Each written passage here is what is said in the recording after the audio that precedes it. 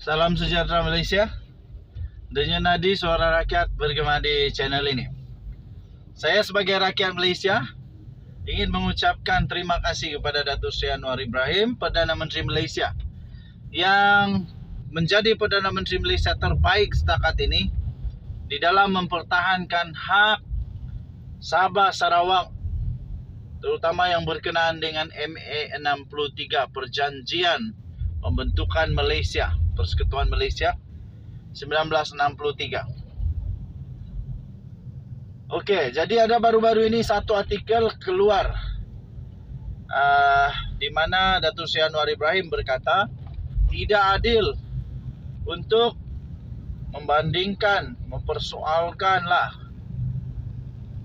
peruntukan yang diterima oleh Sabah dan Sarawak dengan Semenanjung Malaysia. Itu kata Datuk Seri Anwar Ibrahim. Saya setuju dengan perkara ini. Mana mungkin boleh Sabah dan Sarawak terima peruntukan yang sama dengan negeri-negeri di Semenanjung Malaysia. Orang-orang yang mempersoalkan ini sebenarnya orang yang buta sejarah. Tidak tahu sejarah, tidak pandai sejarah. Cuba kamu baca Malaysia Agreement 1963. Apa yang Sabah patut dapat? Jadi apa yang Sabah dapat itu memang patut untuk Sabah dapat. In fact, Sabah melalui pemimpin-pemimpinnya sampai sekarang masih lagi belum berputus asa untuk meneruskan perjuangan mereka untuk mendapatkan sepenuhnya hak yang termaktub di dalam MA63. Jadi jangan persoalkan apabila Datuk Seri Anwar Ibrahim melaksanakan apa yang sepatutnya dilaksanakan terhadap Sabah dan Sarawak. Dan belum pun full sebenarnya. Belum cukup, belum habis semua seperti apa yang termaktub di dalam MA63. Negeri Sabah ni bukan kecil tau, pakcik-makcik. Orang-orang Sabah, kita punya negeri bukan kecil, besar betul. Malah ada negeri di Semenanjung Malaysia itu tidak sebesar pun satu daerah di Sabah. Cuba bayangkan negeri di Semenanjung Malaysia ada yang kecil dapat peruntukan banyak, tapi Sabah besar betul dapat peruntukan sikit. Lepas tu bila Datuk Seri Anwar Ibrahim bagi peruntukan yang banyak, dipersoalkan pula macam mana Datuk Seri Anwar Ibrahim tidak mau pertahankan Sabah Sarawak? Memanglah dia pertahankan. Memanglah dia kena bagi tahu bahawa tidak adil lah untuk persoalkan bajet yang diterima oleh Sabah Sarawak. Memang patut untuk diterima oleh Sabah Sarawak bajet begitu. Jadi janganlah persoalkan. Saya pun tidak tahu siapa yang persoalkan itu. Sepatutnya mereka bersyukur tahu. Sepatutnya mereka berterima kasih kepada Sabah Sarawak yang memberikan banyak sekali sumber keuangan, dana bantuan kepada negeri-negeri. Adalah negeri-negeri mungkin di Semenanjung yang pun dapat bersama menikmati kekayaan negara Malaysia secara sama rata, secara saksama. Jadi Sabah Sarawak, kami mengucapkan terima kasih kepada Datuk Seri Anwar Ibrahim yang memang sudah ada sedikit usaha, bukan sedikit lah, banyak usaha. Sekurang-kurangnya kita nampaklah usaha beliau sebagai Perdana Menteri yang mahu melaksanakan MA63 ini. Tutup dulu. Ini moonroof. Okey. Pagi-pagi kita bukalah supaya udara dapat masuk dalam kereta. Syok lagi kan dapat rasa udara. Oke. So terima kasih diucapkan kepada Datuk Sri Anwar Ibrahim, PM terbaik Malaysia setakat ini, yang berani mempertahankan negeri Sabah. Walaupun lama lagi baru pilihan raya, tapi dia tetap pertahankan Sabah, Sarawak. Lainlah Perdana Menteri yang dulu-dulu itu mau dekat-dekat pilihan raya baru bising Sabah, Sarawak, Sabah, Sarawak. Tapi MA63 tidak pernah disebut dengan lantang di Dewan Rakyat macam Anwar Ibrahim lakukan ini. Ini barulah, baru betul. Harap-harap selepas ini kita sama rata dapat rasa kekayaan Malaysia. Harap-harap negeri Sabah akan dapat maju seperti negeri-negeri di Semenanjung juga. Denyut nadi suara rakyat bergema di channel ini. Jangan lupa tekan butang subscribe, like dan share. Malaysia kita punya, cintai Malaysia aku, kita jaga kita. Kita jumpa lagi, selamat pagi Malaysia, bye-bye. Sejahtera Malaysia, denyut nadi suara rakyat bergema di channel ini. Selamat petang tuan-tuan dan puan-puan yang dihormati sekalian. Hari ini penentuan utama untuk pemilihan atau pilihan raya kecil untuk dua tempat, iaitu di Parlimen Pulai dan juga di Adun bagi Simpang Jeram. Simpang Jeram.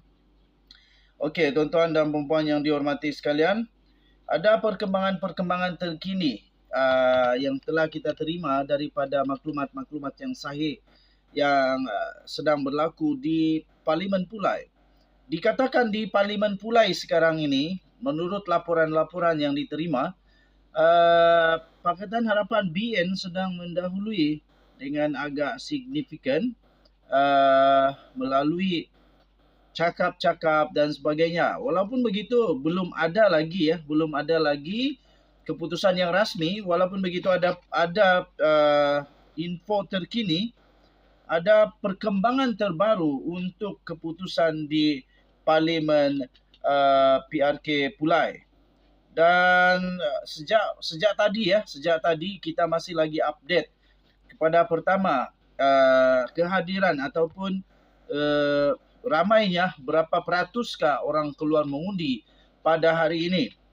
Dan setelah lebih kurang pukul 4 petang tadi dilaporkan yang sudah keluar mengundi melebihi 53% pada 4 petang tadi. Jumlah ini sebenarnya masih agak rendah daripada yang diharapkan. Dan untuk Parlimen Pulai dikatakan dengan kehadiran begitu sedikit, sebenarnya sedikit, dengan jumlah tidak pun sampai pada pukul 3 petang tadi, tidak pun sampai 40% untuk Parlimen dan tidak lebih daripada 55% untuk Dewan Undangan DUN untuk Simpang Jeram. Di Pulai Parlimen masih lagi dilaporkan PHBN mendahului. Walaupun begitu, di Dewan Undangan Negeri untuk Simpang Jeram pula dikatakan pada ketika ini besar kemungkinan, yang ada peluang besar, ada peluang kepada Perikatan Nasional untuk dapat merebut kerusi Dewan Undangan Negeri untuk Simpang Jeram. Okey, baik tuan-tuan dan puan-puan yang dihormati sekalian, kita sedang menerima banyak maklumat yang masuk. Saya terpaksa banyak gadget depan ni. Gadget sana sini, hanya untuk mendapatkan maklumat yang pantas untuk saya dapat kongsikan kepada anda semua. Baik, perkembangan terkini untuk keputusan terkini saya akan berikan satu demi satu kepada anda semua. Okey. So, saya harap anda dapat bertahan kerana kita pun memerlukan maklumat-maklumat yang pantas. Kita pun memerlukan maklumat-maklumat yang cepat. Baik. Pada sekarang pukul 6, lebih kurang pukul 4 petang tadi, masih lagi keluar mengundi memang sangat rendah. 38% saja dilaporkan di Parlimen, dan hanya lebih kurang 51% saja. Okey, jadi tuan-tuan dan puan-puan yang dihormati sekalian, kita ada 47 pusat mengundi, 47 pusat mengundi dengan 294 saluran di Parlimen Pulai. Jadi kita akan bahas satu persatu, keputusan demi keputusan, satu demi satu pusat mengundi dan saluran. Jadi kita akan tengok nanti keputusan saluran 1, saluran 2, saluran 3 dan akhirnya kita sudah boleh mengagak siapa yang menang lah, siapa yang menang untuk PRK ini. Manakala di DUN pula ada 14 pusat mengundi ya, ada di DUN ada 14 pusat mengundi dengan ada 68 saluran di DUN Simpang Jeram dan kesemuanya sudah dibuka sejak 6 pagi dan sudah pun ditutup sebentar tadi. Jadi sekarang ini saya fikir proses mengumpul sudah dimulakan dan akan dikira. Mungkin ada beberapa tempat, ada beberapa pusat pengundian yang keputusan akan kita dapat dengan cepat kerana mungkin di sana agak kurang pengundi berdaftar. Jadi kita akan boleh dapat cepat keputusan di beberapa tempat. Okey, kita tengok lagi beberapa lagi keputusan yang kita nantikan. Baik, ada juga keputusan terbaru daripada beberapa sumber lagi. Banyak sumber yang saya terpaksa dapatkan, termasuklah rakan-rakan yang ada. Baik, ada update terbaru ya, ada update terbaru. Update terbaru. Ada satu undian yang telah dibuat, ada satu undian dan analisis yang telah dibuat dan secara rawak undian dan analisis telah dibuat di media sosial, cakap-cakap dan macam-macam lagi.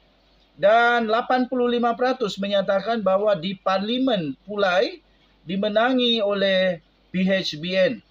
Kalau 85% ni ya tuan-tuan dan puan, maknanya PHBN sudah memenangi lebih daripada 2/3 majoriti. Ya, 2/3 di majoriti. Walaupun begitu untuk di DUN Simpang Jeram pula, di DUN Simpang Jeram, bukan saya, di DUN Simpang Jeram dilaporkan di DUN Simpang Jeram bahawa keadaan di sana memang agak seimbang. Walaupun begitu, keputusan yang telah diterima melalui analisis masih lagi didahului oleh PHBN dengan lebih kurang 60% didahului oleh PHBN dan lebih kurang 40% saja yang dapat kepada Perikatan Nasional.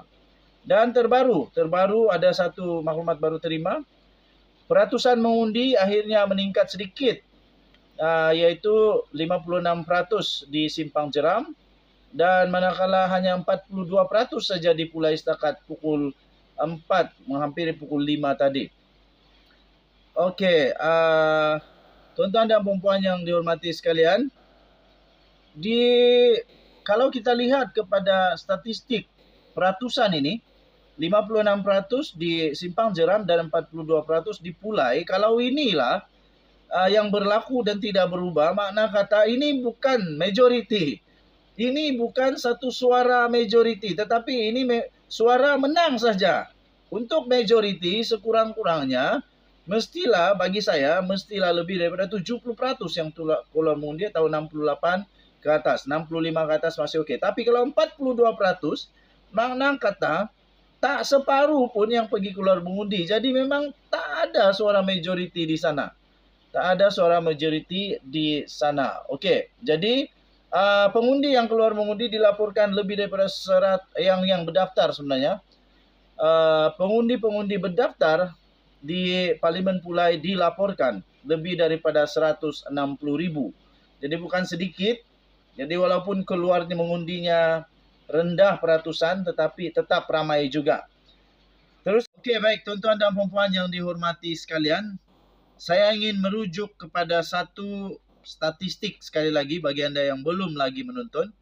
Saya ingin merujuk kepada satu statistik yang telah dibuat oleh satu laman ataupun satu YouTube channel YouTube channel, dan undian itu dibuat secara terbuka ya, dan undian tersebut adalah ringkas saja, soalannya mudah dengan 2 jawaban. Soalannya ialah siapakah yang akan menang di Parlimen Pulai dalam PRK Parlimen Pulai ini. Jadi dua jawaban yang diberikan, pilihan jawaban yang diberikan adalah, yang pertama ialah Kerajaan Perpaduan. Yang kedua adalah PN PAS Bersatu. Jadi setelah lebih kurang 4 jam sudah tadi, setelah 4 jam sudah berlalu, setelah sudah 4 jam undian secara terbuka itu dibuat, ada lebih kurang 4.000 orang yang sudah hadir dan mendaftar secara terbuka. Walaupun begitu, pengundi-pengundinya of course kita tak tahu dari mana, asalnya dari mana, usianya berapa, latar belakang politiknya macam mana, jantinya macam mana, kita pun tak tahu. Tapi yang kita pasti ialah keputusan itu menunjukkan bahwa memang penganalisis politik, memang pakar-pakar politik, memang semua pemerhati politik, pengulas-pengulas politik punya andaian dan ramalan adalah sama dengan undian tersebut.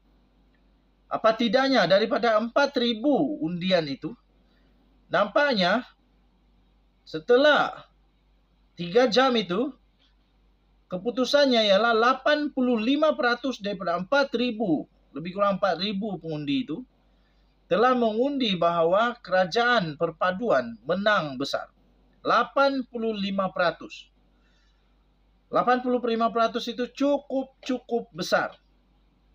Dan hanya 15% saja dikatakan di sana bahawa Perikatan Nasional boleh menang. 15% saja.